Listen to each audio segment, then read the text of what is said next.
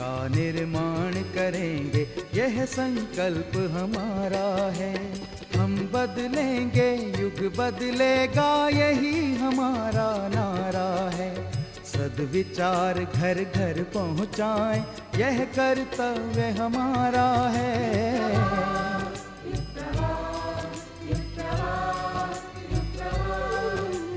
चलो बढ़ें, कुछ अच्छा कर लें, युग ने हमें पुकारा है। धरती स्वर्ग बनाएंगे, ये शुभ संकल्प हमारा है।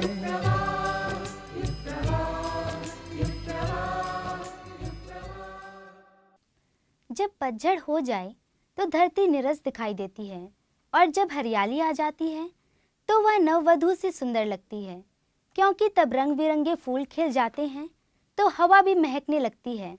मौसम ऐसा सुहाना बन जाता है कि उदास मन भी मुस्कुराने लगता है। यह सब वसंत का प्रभाव है। जब यह वसंती प्रभाव किसी व्यक्ति के अंदर उतर जाता है तो वह एक ऐसा यौवन को प्राप्त हो जाता है जो सौंदर्य और प्रेरणाओं का स्रोत होता है एवं अनेक युवाओं को जन्म देने वाला होता है। गायत्री परिवार के जनक पंडित श्री राम शर्मा आचार्य जी आज के दिन एक ऐसे ही यौवन को प्राप्त हुए थे जो आजीवन युवा बने रहे, और ऐसे असंख्य युवाओं को पैदा कर गए जो आज युग शिल्पी बनकर देश विदेश में जाकर उस शाश्वत यौवन के संगीत सुना रहे हैं और समाज से अकर्मण्यता के बुढ़ापे को हटाने के प्रयास में जुटे हुए हैं। यहाँ प्रस्तुत है उन युवाओं के जनक के आध्यात्मिक जन्म दिवस की विहंगम छटा। आज वसंत का यह पावन पर्व परम पूज्य गुरुदेव का आध्यात्मिक जन्मदिन, गुरुदेव वंदनीय माता जी को पुष्प अक्षत समर्पित करते हुए श्रद्धेय डॉक्टर साहब, श्रद्धेया जी, हम सब की ओर से परम पूज्य गुरुदेव वंदनीय माता जी को पुष्पांजलि समर्पित कर रहे हैं। ओम गुरुर्ब्रह्मा गुरुर्विष्णु गुरुरेव महेश्वरः गुरुरेव परब्रह्म तस्मै श्री गुरवे नमः। अखण्डमण्डलाकारं व्याप्तं येन चराचरं तत्पदं दर्शितं येन तस्मै श्रीगुरवे नमः। मातृवत् लालयित्री च पितृवत् मार्गदर्शिका नमोस्तु गुरुसत्तायै श्रद्धा प्रज्ञायुता च या। ओम श्री गुरवे नमः। आवाहयामि स्थापयामि ध्यायामि। परम पूज्य गुरुदेव के जीवन में आज का वसंत जिस रूप में आया था सबको मालूम है। हम सब के जीवन में भी वैसा ही वसंत आए, ऐसी प्रार्थना श्रद्धेय डॉक्टर साहब और जी ने हम सब के लिए की। अगला क्रम, आज वसंत पंचमी के दिन ही माता सरस्वती का प्राकट्य दिवस मनाया जाता है, जाना जाता है। माँ सरस्वती जो ज्ञान की अधिष्ठात्री देवी हैं, विद्या की अधिष्ठात्री देवी हैं। शिक्षा के साथ विद्या कितना आवश्यक है हमारे जीवन में हम सबको मालूम है। विद्या का प्रकाश हमारे अंतःकरण में प्रस्फुटित हो, इसी उद्देश्य से माँ सरस्वती का ध्यान आवाहन। ओम पावकानः सरस्वती वाजेभिर्वाजिनीवती यज्ञं वस्तुधिया वसुः। ओम सरस्वत्यै नमः। आवाहयामि स्थापयामि ध्यायामि। गुरु तेरे कौन कौन गुण गाऊं, ब्रह्मा विष्णु महेश्वर सबके कौशल तुम में पाऊं। हे गुरुदेव, हम आपके किस किस गुण की तारीफ करें? कौन कौन गुण गाऊं गुरु तेरे, कौन कौन गुण गाऊं, कौन कौन गुण गाऊं गुरु तेरे, कौन कौन गुण गाऊं। ब्रह्मा विष्णु महेश्वर सबके, ब्रह्मा विष्णु महेश्वर सबके, कौशल तुम में पाऊं गुरु तेरे, कौन कौन गुण गाऊं गुरु तेरे, कौन कौन गुण गाऊं।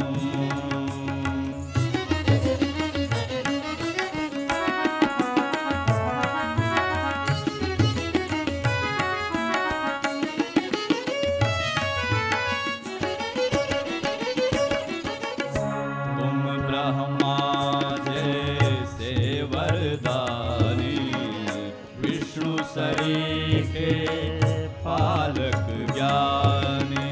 तुम ब्रह्मा जैसे वरदानी, विष्णु सरीखे पालक ज्ञानी। शिव जैसे प्रिय औघड़दानी, पुरुष रूप में माँ कल्याणी। शिव जैसे प्रिय औघड़दानी, पुरुष रूप में माँ कल्याणी। अपना सब कुछ सौंप तुम्हीं को, अपना सब कुछ सौंप तुम्हीं को, मैं भी धन्य गाऊं गुरु तेरे, कौन कौन गुण गाऊं गुरु तेरे, कौन कौन गुण गाऊं।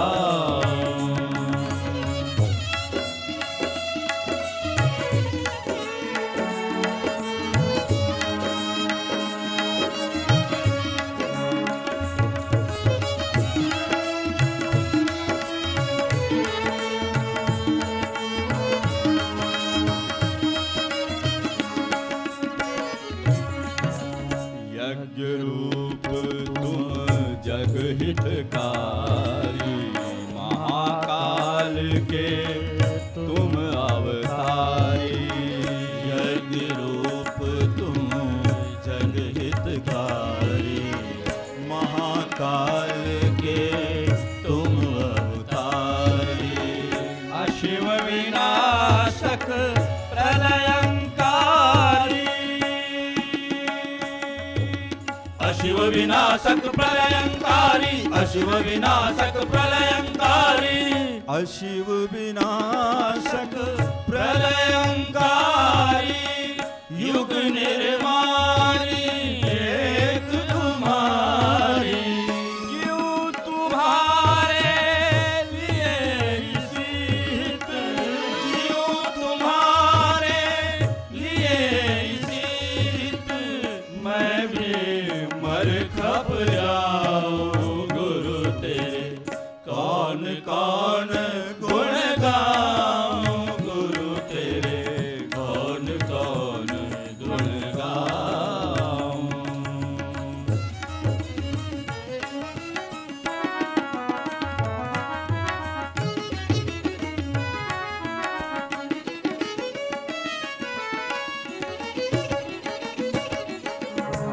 तुम हो नव वसंत जीवन के, मालिक माली मन उपवन के।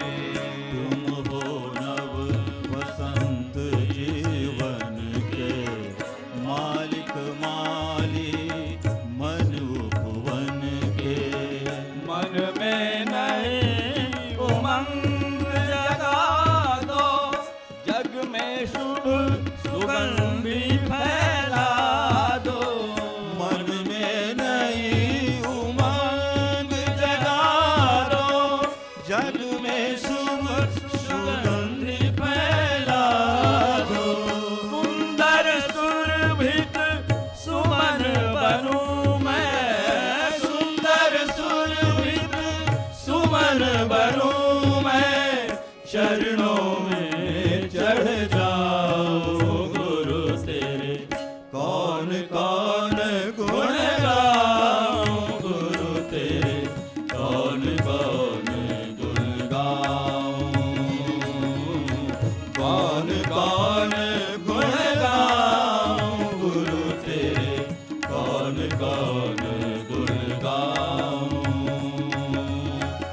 ब्रह्मा विष्णु महेश्वर सबके, ब्रह्मा विष्णु महेश्वर सबके कौशल तुम में पाऊं गुरु तेरे कौन कौन गुण गाऊं, गुरु तेरे कौन कौन गुण गाऊं, गुरु तेरे।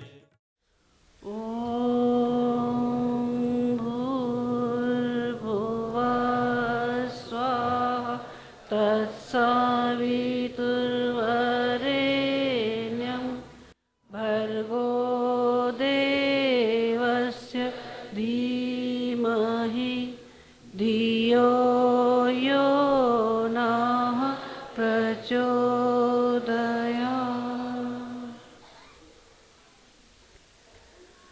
परम पूज्य गुरुदेव और वंदनीय माता जी की सूक्ष्म उपस्थिति में विराजमान शक्ति स्वरूपा माताओं, बहनों और भाइयों, आज का दिन बसंत का पावन दिन, उत्साह और उमंगों का दिन, प्रेरणा और प्रकाश का दिन। आज के दिन हर मन में एक उत्साह जागृत रहता है, अंदर से एक हूक उठती है, एक तरंग उठती है कुछ कर गुजरने की। आज के दिन के बारे में एक पौराणिक आख्यान है। ये कहा जाता है कि जब सृष्टि बन गई तो भगवान विष्णु ने ब्रह्मा जी से कहा, भगवान एक बार अपनी सृष्टि का अवलोकन कर लेना चाहिए। ब्रह्मा जी सृष्टि का अवलोकन करने निकले। उन्होंने चारों तरफ देखा, सृष्टि तो बहुत सुंदर बनी, लेकिन किसी में वाणी नहीं, किसी में संवेदना नहीं, सब मुंह खिलौनों की तरह से। ब्रह्मा जी अपनी बनाई सृष्टि पर कुछ खिन्न से हो गए, सोचने लगे क्या किया जाना चाहिए। उन्होंने मन ही मन भगवान से प्रार्थना की, भगवान का आह्वान किया और अपने कमंडल से जल निकलकर सारी सृष्टि पर छिड़क दिया। और ये कहा जाता है कि जब वो जल पेड़ों पर, वनस्पतियों पर जाके गिरा तो उनके अंदर से एक देवी प्रकट हुई। उस देवी के हाथ में, 2 हाथों में वीणा थी, एक में माला थी और एक में पुस्तक थी। देवी कहने लगी, भगवान मेरा आह्वान किया है, बताइए किस लिए किया। भगवान ने अपने मन की वीणा पीड़ा कह सुनाई। सृष्टि को तो बनाया, लेकिन सृष्टि के अंदर वाणी नहीं, संवेदना नहीं, कैसे बात बने। कहते हैं देवी सरस्वती ने अपनी वीणा का प्रथम वादन उस समय किया, तभी से इस सृष्टि को वाणी मिली। वाणी मिलने के कारण देवी सरस्वती वागीशा कहलाई और सब स्वरों का ज्ञान देने के कारण सरस्वती कहलाई। आज का दिन हमारे लिए बहुत महत्वपूर्ण दिन है। आज के दिन हमारे गुरु, हमारे इष्ट, हमारे आराध्य का जन्मदिन भी है। वो गुरु जिसने अपने गुरुदेव के चरणों में जब समर्पण किया, पूरी तरह समर्पण कर दिया, जब वो 15 साल के थे, आज के दिन ही रोज़ की तरह से साधनारत थे। प्रकाश उनके जीवन में आया, गुरु उनके जीवन में आया, मन में एक समर्पण होता हुआ चला गया। कहते चले गए, मेरा जो भी कुछ है सब कुछ आपका है, आपका हर आदेश हमारा है, पीछे मुड़ के देखना है, पीछे मुड़ के देखना नहीं। कैसी सामर्थ्य है, कैसे काम होगा, हमारी सामर्थ्य भी है कि नहीं, कहीं इसमें ऊंच नीच तो नहीं, कुछ सोचने की ज़रूरत नहीं। गुरु ने जो भी आदेश दिया पूरे समर्पण के साथ गुरुदेव करते हुए चले गए।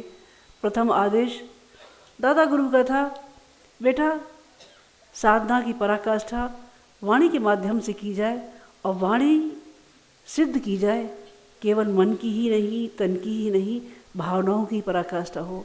सबसे पहले 24 लक्ष के 24 महापुरुषों का आदेश दादा गुरु ने दिया। गुरुदेव ने 24 लक्ष के महापुरुष शुरू किए। जब पहला अनुष्ठान शुरू किया तो पहली परीक्षा की घड़ी वहीं से ही शुरू हुई। कैसी परीक्षा की घड़ी शुरू हुई? वो बालक जिसके खेलने खाने के दिन थे, 24 लक्ष के 24 महापुरुष केवल जौ की रोटी और छाछ पर करने थे।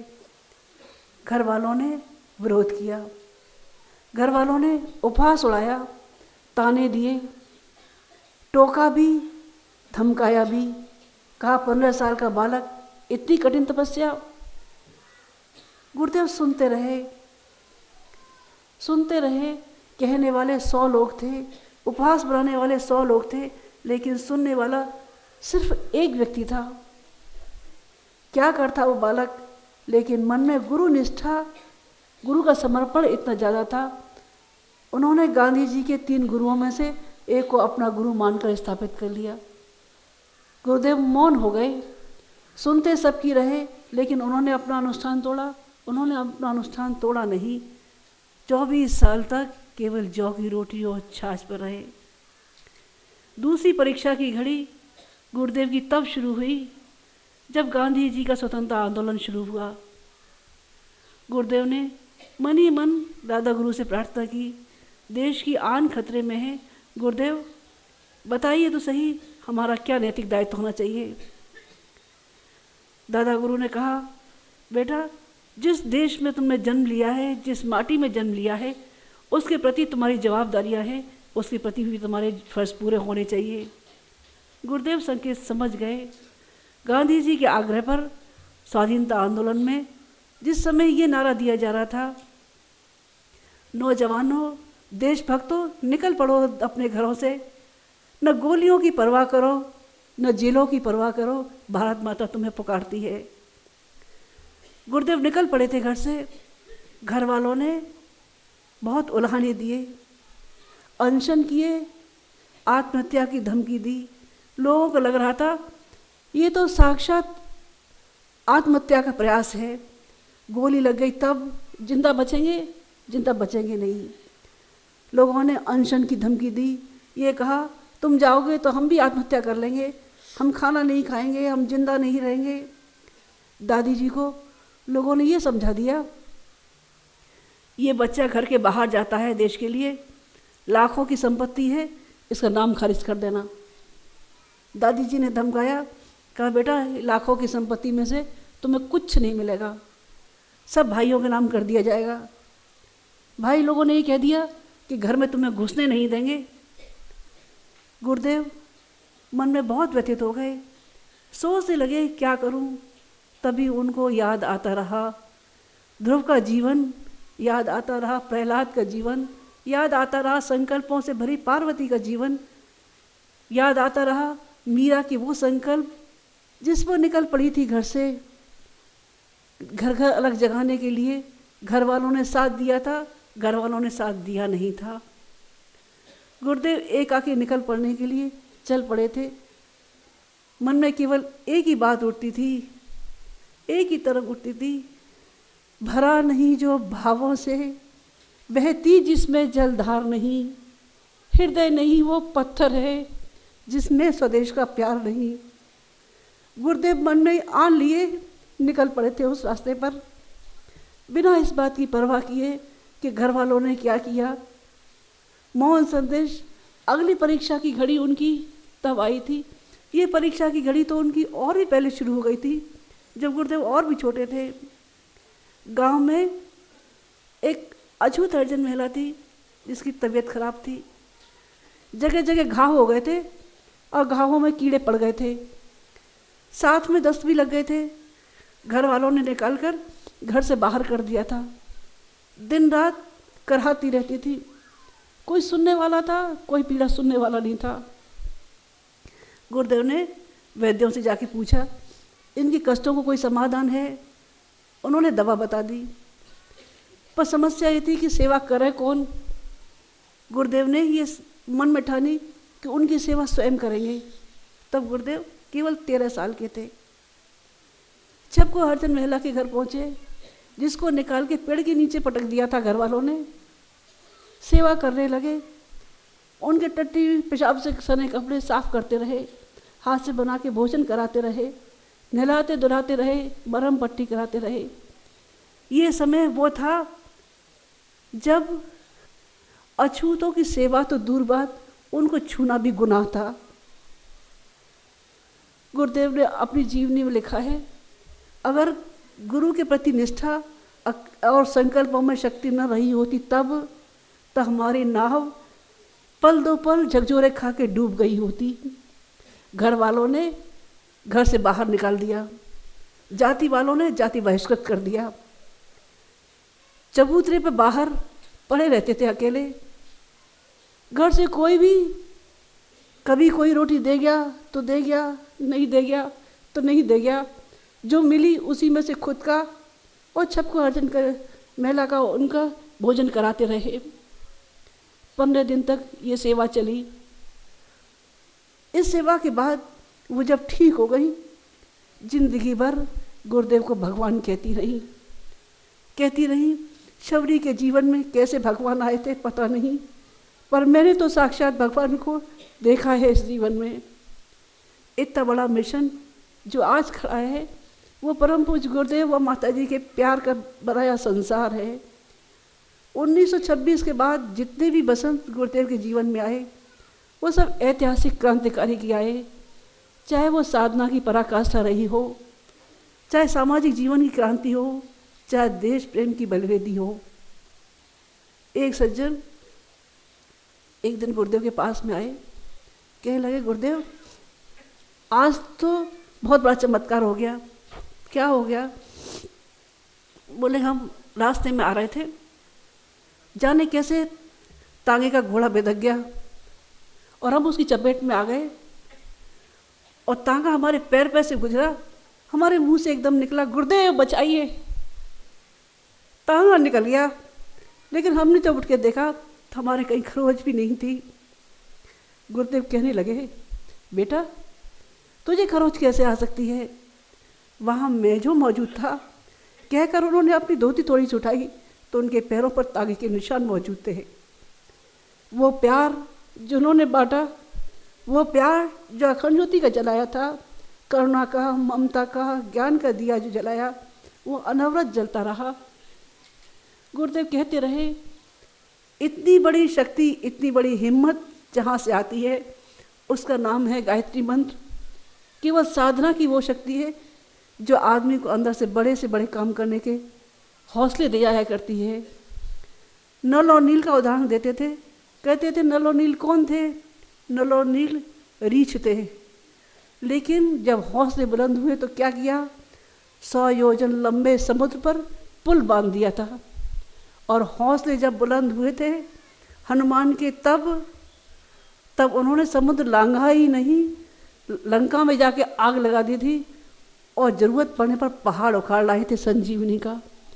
ये जब हौसले बुलंद होते हैं तब, जब मन में अंदर साहस पैदा होता है।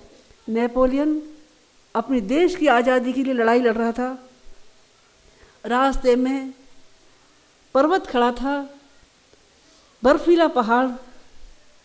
कहते थे नेपोलियन हमें देशभक्ति के लिए ज़रूरत है, हट जाओ बीच में से। लेकिन पर्वत कहने लगा अगर आपके अंदर इतनी हिम्मत है, इतनी ही ज़रूरत है तो हम अपना शीश नवाते हैं। और पर्वत ने शीश झुका दिया। कहते हैं वो बर्फीला पहाड़ जिसमें से कोई कभी गुजरा नहीं था, उसको नेपोलियन पार करते हुए चले गए।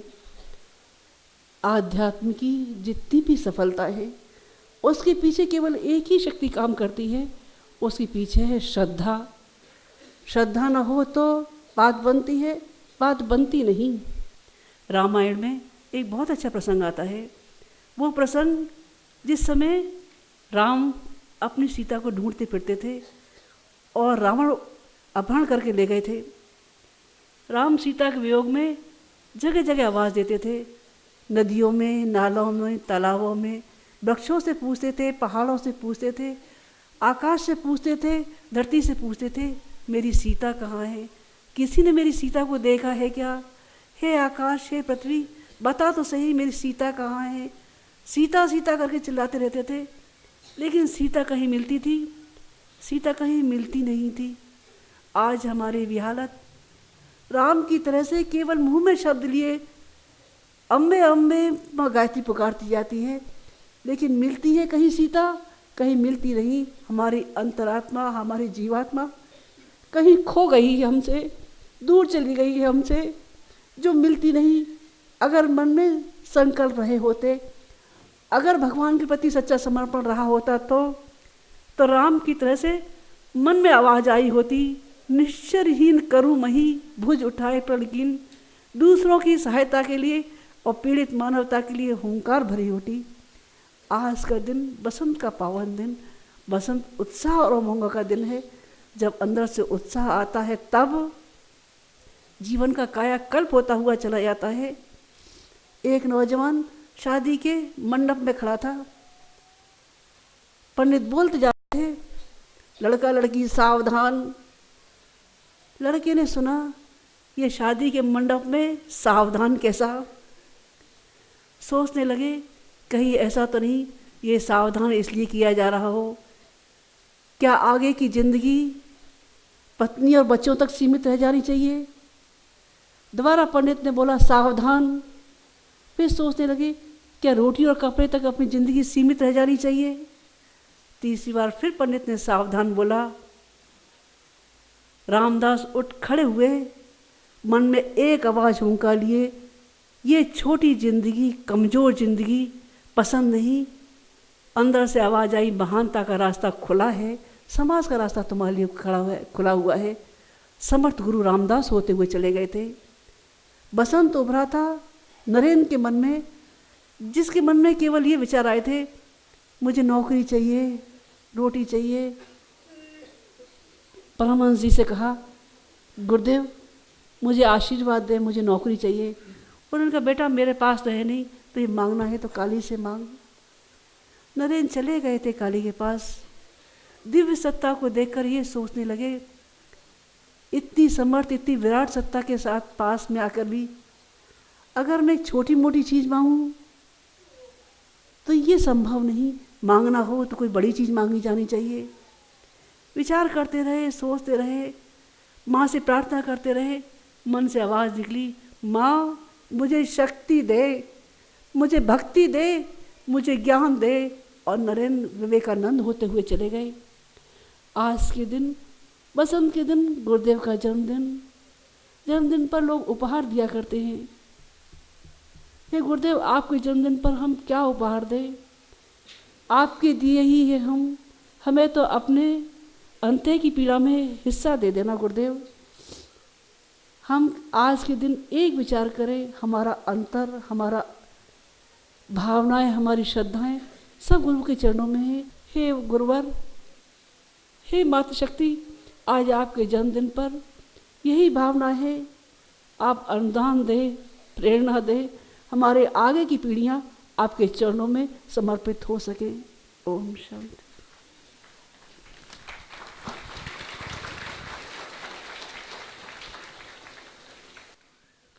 श्रद्धेय डॉक्टर साहब के हाथों एक विमोचन अभी किया जाएगा। तमिल में अनुदित किताबें, हमारी वसीयत और विरासत, मैं क्या हूँ, महाकाल का युवा शक्ति को आवाहन, स्त्रियों का गायत्री अधिकार, ईश्वर का विराट रूप, प्रज्ञा अभियान का योग व्यायाम और साथ ही बाल संस्कार शाला की मार्गदर्शिका हिंदी में प्रकाशित हो रही है। और क्रांति घोष मंगल विजय जी के द्वारा लिखित ये कविता की रचना।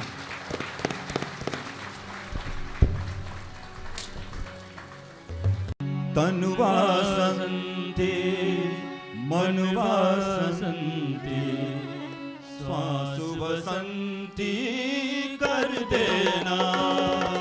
तनुवासन्ति मनवासन्ति श्वास वसन्ति कर देना। जीवन में भर प्राण बसंती, जीवन में भर प्राण बसंती, जग वासंती कर देना। तन वासंती मन वासंती श्वास बसंती कर देना। रंग दे रंग दे रंग दे रंग दे रंग दे रंग दे रंग दे रंग रंग दे मेरा रंग दे बसंती चोला।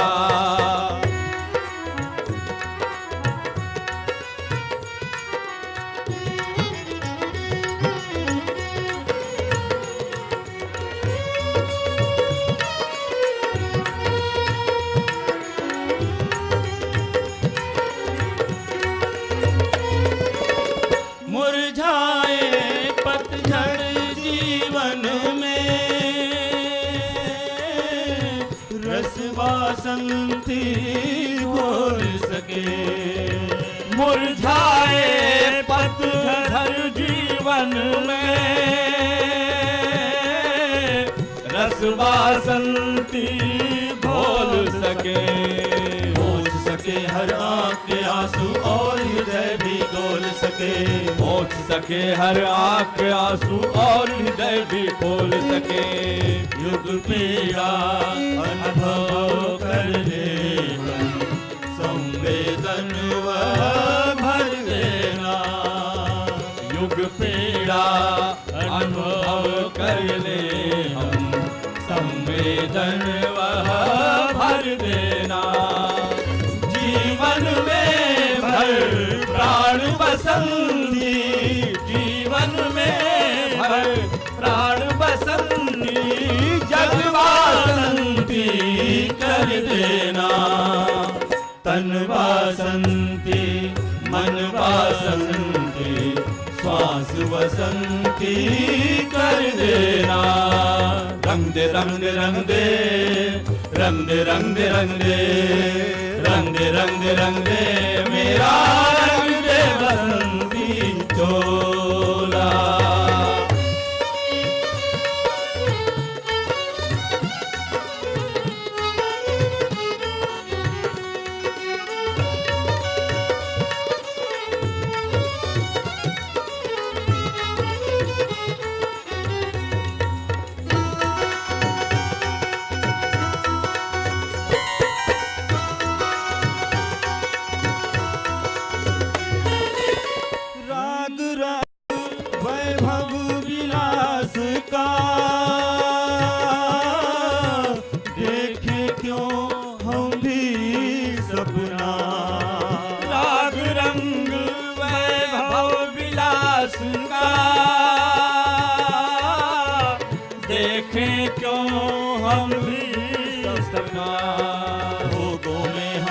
भटकेंगे योग मार्ग सच्चा अपना। भोगों में हम क्यों भटकेंगे योग मार्ग सच्चा अपना। बांटे निज कण कण जन जन को वीर भाव वह भर देना। बांटे निज कण कण जन जन को दिव्य भाव वह भर देना। जीवन में भर प्राण बसंती। जीवन में भर प्राण बसंती। जग वासंती कर देना। तन वासंती मन वासंती श्वास बसंती कर देना। रंग दे रंग दे रंग दे रंग दे रंग दे रंग दे रंग दे रंग दे रंग दे मेरा रंग दे बसंती चोला।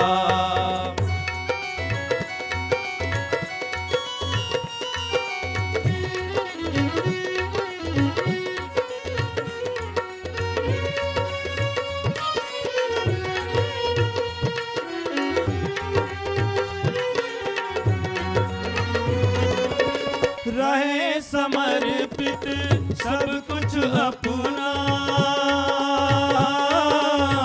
लाने को नवयुग ऊपर। रहे समर्पित सब कुछ अपना। लाने को नवयुग भूपर। आने नव अनुदान बसंतु आए हैं तेरे दर पर। आने को अनुदान बसंती आए हैं तेरे दर पर। देखते हुए इस जीवन भट में रंग बसंती भर देना। और रिक्त हुए इस जीवन भट में रंग बसंती भर देना। जीवन में भर प्राण बसंती। जीवन में भर प्राण बसंती। जग वासंती कर देना।